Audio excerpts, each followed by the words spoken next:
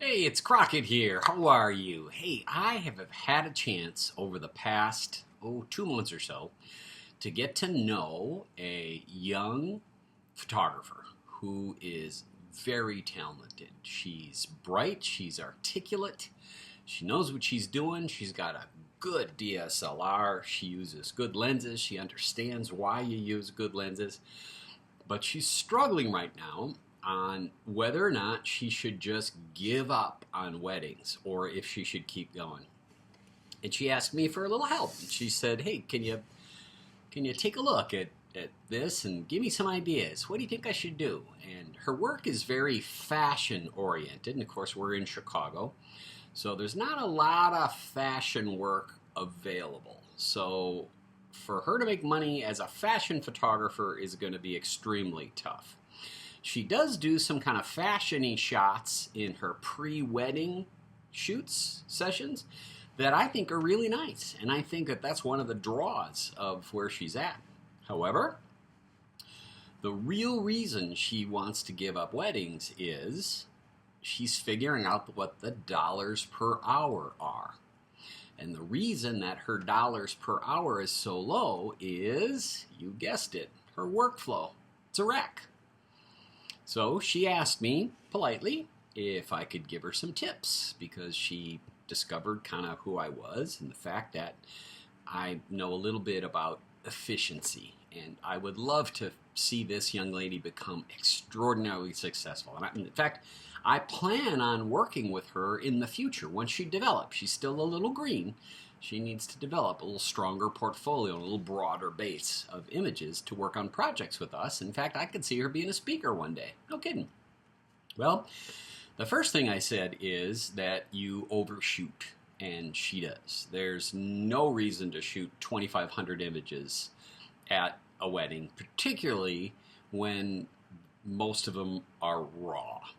That doesn't make a lot of sense. Next, she doesn't have any control over her flash. She has a Canon 5D, either Mark II or Mark III. I think it's a Mark III. Good glass, meaning zooms that don't shift. Also, she's got a good Canon speedlight. But she doesn't really understand how it works. She doesn't know how TTL can be shifted so that it can be a fill light. That's just not her thing, and she's not interested in learning that. She's really not. She's tried. She thinks it's too complicated. And in fact, it is. It is too complicated. I totally agree. So that's out of the question. The other part is the raw part. I said, listen, your camera shoots beautiful video, and one of the ways that you can sell more dollars at your weddings is to do a little video piece. And in fact, my first suggestion to wedding photographers is get the bride alone and say, what's your favorite thing about your husband-to-be? And ask them, of course, beforehand to keep it 2 or 3 sentences. Then get the groom alone, either the day of the wedding or the day before the wedding, whenever, as long as he's sober, right? And say, hey, what's the single favorite thing that you like about that person? Then, as you go along, develop some other questions that you think would work, that would allow you to put together a montage of the video of the person saying what they'd like, and then some photos that maybe represent that. And that also gives you a really nice video, particularly if you shoot it before the day of the video, that you can give to the customers as a gift, the people who attended the wedding as a gift, free. That could be posted onto a website. You could use YouTube if you wanted to. Then at the end, you could have a commercial that you can buy photographs, or if you sell e-products, great, at whatever your website is. That's a good promotional piece there too. She liked that idea too. However, she did say she had a hard time shooting a hard time shooting video with her camera. And primarily, it's because she's one of those photographers who, unfortunately, has relied upon RAW to fix some of her exposure and color and contrast problems instead of fixing them in the camera. And as those of you who who have an open mind know that's my biggest hang-up with people who say, I only shoot RAW. Well, when I hear that, I don't have the skills to shoot JPEG. All right, now that may offend some of you, and I apologize. That's not my point. My point is, we're heading towards video. Video is JPEG. It's, right, an MPEG is a motion JPEG. That's what it stands for. So, we aren't going to have a raw video file. That's not going to happen in mainstream photography. We're there, right? We're there. So we're going to need to be able to shoot correct color and correct white balance, correct tone, correct exposure, correct everything when it comes to video, because correcting those problems in post is really troublesome. So photographers that are struggling now is shooting stills only because primarily their workflow's tough. Let's go back to this young lady who I've complimented so many times about her work, and also have told her, I said, listen, first thing you need to worry about is let's get your white balance under control.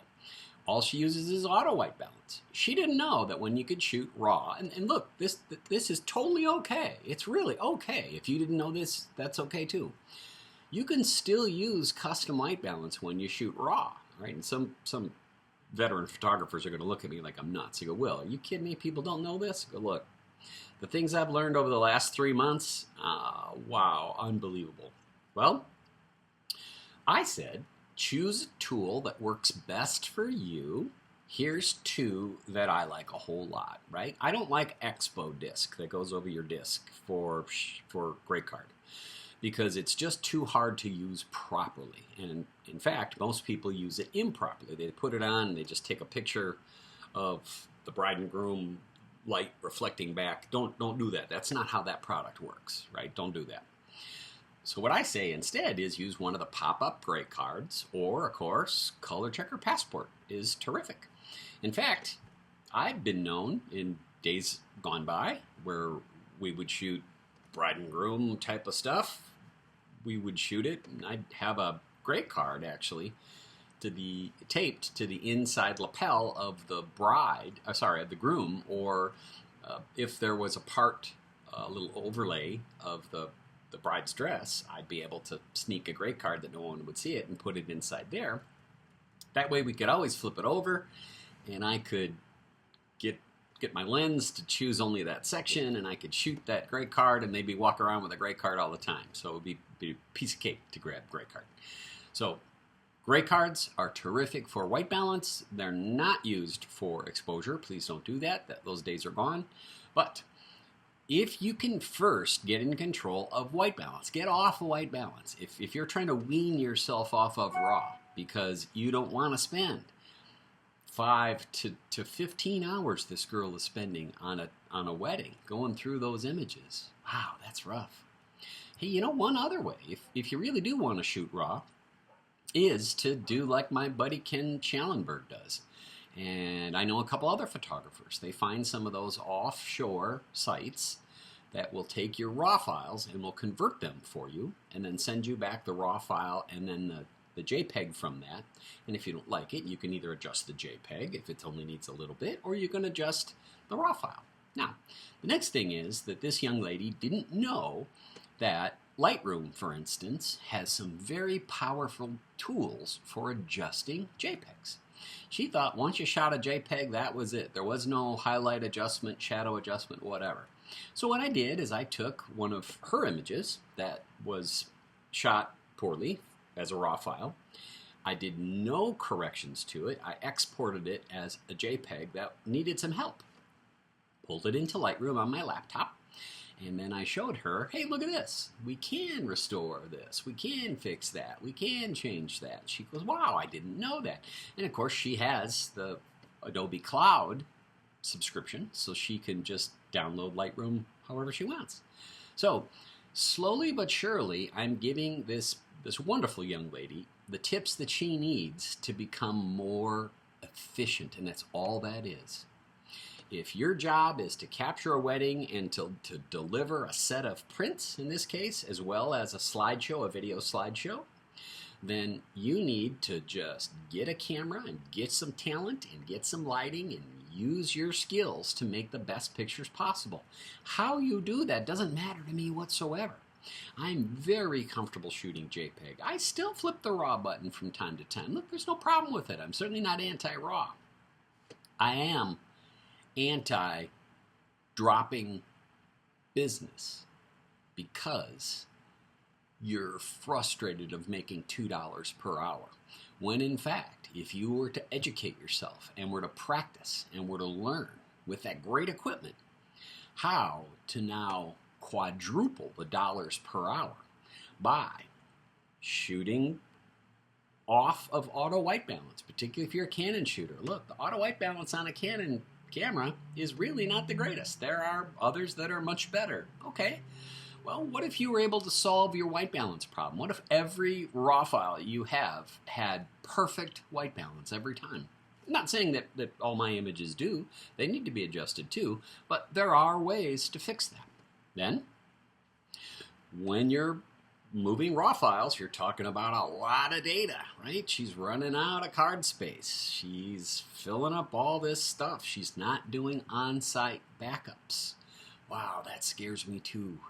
That really bugs me. What if, heaven forbid, one of those cards were to either go bad, get lost, or stolen?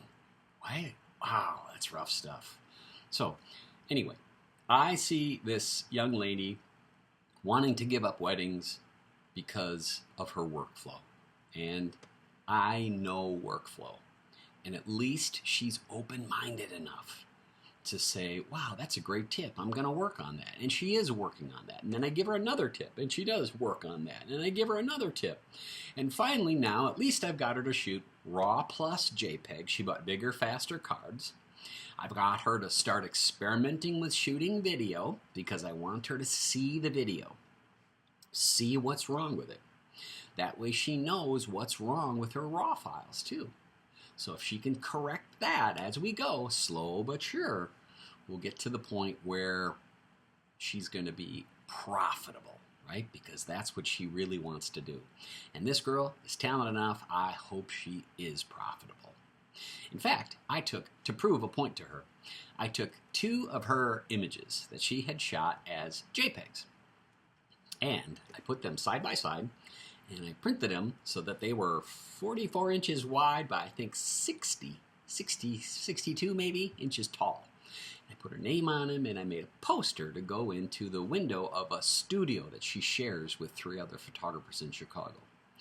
And she was amazed because she thought, like others think, that you lose so much data when you shoot JPEG instead of shooting RAW. Well, in fact, it's not true. You do throw away a lot of data when you go from RAW to JPEG, but it's data that you didn't need, right? When you shoot a RAW, you've got the ability to readjust your ISO, right? So it's collected all the data at 100 ISO and 200 and 400 and 800. Well, if you plan to shoot it at 800 and you got it right, why do you need the data for 100? It would make it extremely overexposed.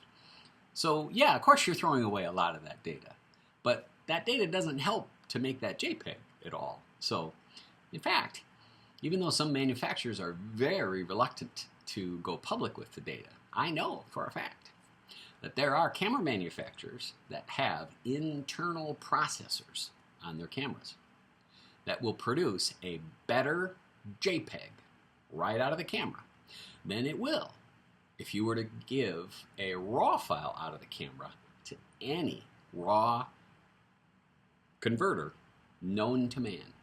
That's right. The resulting file could be looked at by an expert, not by me, by a real expert. For those of you that don't like me, because I'm a JPEG guy.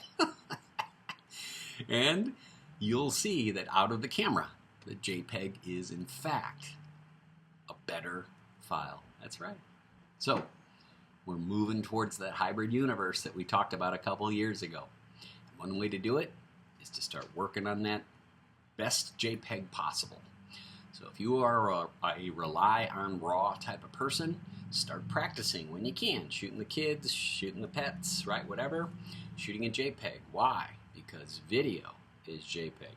And you're going to be shooting video.